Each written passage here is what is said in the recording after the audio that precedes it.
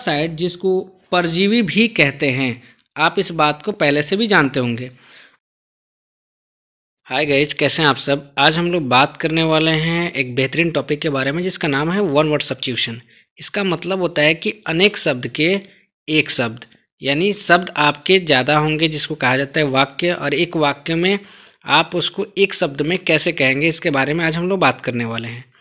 तो जैसे कि मैं आप लोगों को बता दूं कि ये जो ऐसा टॉपिक है जो किसी भी एग्ज़ाम में, 10th का एग्ज़ाम हो, 12th का एग्ज़ाम हो या किसी कम्पिटिटिव एग्ज़ाम हो, हर जगह आपको ये चीज़ें पूछी जाती है। तो ये वीडियो बहुत ही बेहतरीन होने वाला है, तो आप वीडियो का आखिरी तक ज़रूर बने रहें। तो आइए हम लोग एक एक करके इसके बारे में देखते हैं। तो सबसे पहला इसमें है कि a place where birds are kept, यानी एक ऐसी जगह जहाँ पक्षियों को रखा जाता है। तो अब आप खुद सोच के देखिए, एक ऐसी जगह जहाँ पक्षियों को रखा जाता है उसको क्या कहते हैं। तो उसको इंग्लिश में कहते हैं अवियरी, और अवियरी का मतलब होता है, अगर हम बात करते हैं तो पक्षीशाला। और पक्षीशाला जैसे कि आप जानते हैं कि गौशाला होता है जहाँ पे गायों को रखी जाती है, वैसे आप इसको समझ सकते हैं, इस ट्रिक से याद कर सकते हैं कि पक्षीशाला का मतलब जहाँ पक्षियों को रखा जाता है। अगर दूसरी की अगर हम बात करते हैं तो जैसे कि आप यहाँ पे देख लिए, तो इसका तो आंसर हम लोग हो गया डी। लेकिन अगर हम बात करते हैं दूसरे की, one who compiles a dictionary, यानी अगर बात किया जाए कि एक ऐसा शब्दकोश जो संग्रह करता है, तो उसे हम क्या कहेंगे। तो उसे हम कहते हैं, आपको मैं बता दूं यहाँ पे, उसे कहेंगे हम लेक्सिकोग्राफर, यानी जिसको कहा जाता है हिंदी में कोशाकार, जहाँ पे बहुत सारे शब्द जो होते हैं एक साथ रहते हैं। दोस्तों आइए अब हम बात करते हैं तीसरे नंबर की। तो तीसरे नंबर का हमारा है एब्सेंस ऑफ द गवर्नमेंट, यानी एब्सेंस ऑफ द गवर्नमेंट का मतलब होता है कि सरकार की अनुपस्थिति, यानी कोई ऐसा काम कर रही है सरकार जहाँ पे वो अनुपस्थित है, जहाँ उसकी प्रेजेंटेशन नहीं है, तो उसे क्या कहेंगे। तो उसको अगर हम लोग बात करते हैं तो आप देखे होंगे कि ऑप्शन 3 का आंसर जो मैंने ए दे रखा है, यानी ए की अगर हम लोग बात करते हैं तो एनार्की, इसका मतलब होता है, अगर हम बात करते हैं तो अराजकता, यानी कोई जहाँ पे व्यवस्था ना हो, वैसी चीज़ को हम लोग कहते हैं कि एनार्की, यानी एब्सेंस ऑफ द गवर्नमेंट।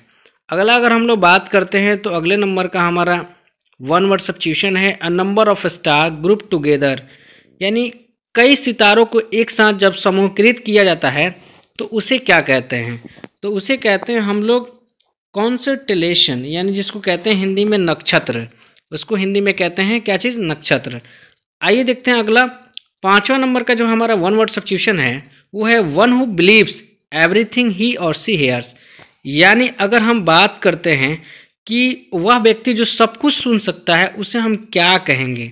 तो उसे कहते हैं हम लोग विसम्बरी, यानी आपके जो होते हैं ऑप्शन सी की अगर हम बात करते हैं तो क्रीडुलस, यानी जो होता है जिसको कहते हैं विसम्बरी, जो सब कुछ सुनता है।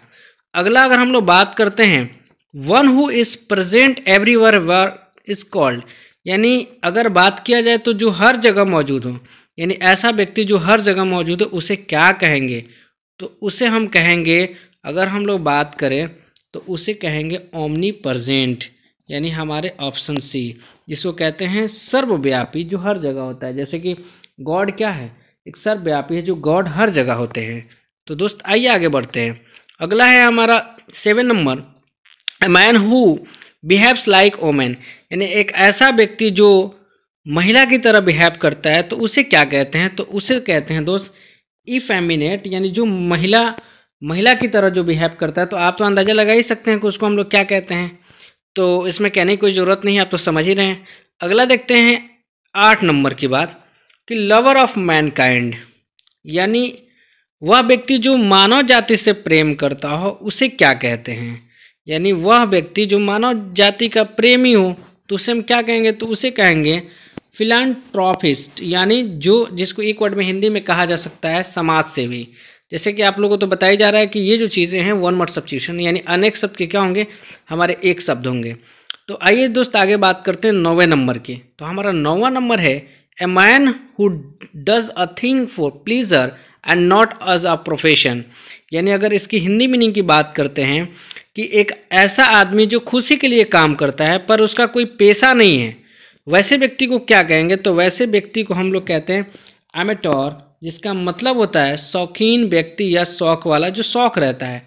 यानी बहुत सारे ऐसे समाज में लोग होंगे जो अपना काम करते हैं, जैसे उसको सिर्फ शौक है, शौक के लिए काम करता है, उसका उससे कोई लेना देना नहीं है, जैसे उसे कोई आमदनी के तौर पर नहीं देख रहा है, बस वो शौक के लिए किए जा रहा है, तो वैसे व्यक्ति को हम लोग कहते हैं शौकीन व्यक्ति। आगे देखते हैं, अगला हमारा है 10 नंबर का जो वन वर्ड सब्स्टिट्यूशन है, वो है one who can use either hand with ease. यानी बात करते हैं वह जो आसानी से हाथ का उपयोग कर सकता है। जैसे आप देखेंगे बहुत सारे लोग होते हैं जो चोरी करते हैं और आसानी से क्या करते हैं, अपने हाथों का इस्तेमाल करते हैं। डैट मीन्स ये हुआ कि छल कपट करते हैं, वैसे व्यक्ति को हम लोग कहते हैं एम्बिडेक्स्ट्रस। आगे देखते हैं, अगला जो है हमारा वो है 11 number, one who can't pay the debts. यानी वैसा व्यक्ति जो ऋण का भुगतान नहीं कर सकता। यानी मान के चलिए कोई व्यक्ति बैंक से लोन ले लिया और वो लोन बेचारा भर नहीं पड़ रहा है, गरीब आदमी है, तो वैसे व्यक्ति को हम लोग क्या कहेंगे, तो कहेंगे भाई हो सकता है अगर वो बिजनेस किया हो तो वो हो गया होगा दिवालिया। यानी उसको हम लोग कह सकते हैं बैंकरप्ट। बैंकरप्ट का मतलब होता है दिवालिया हो जाना। आगे अगर हम लोग बात करते हैं 12 नंबर के हमारा वन वर्ड सब्स्टिट्यूशन है, वो है life history of a person written by someone else. यानी किसी अन्य व्यक्ति द्वारा लिखे गए किसी दूसरे व्यक्ति का जीवनी यानी इतिहास, उसे क्या कहेंगे, तो उसे कहते हैं हम लोग बायोग्राफी, जिसको कहते हैं जीवनी। आगे देखते हैं, अगला है 13 नंबर, इसका ठीक अपोजिट, कि अगर हम लोग बात करते हैं a life history of a person written by the person himself.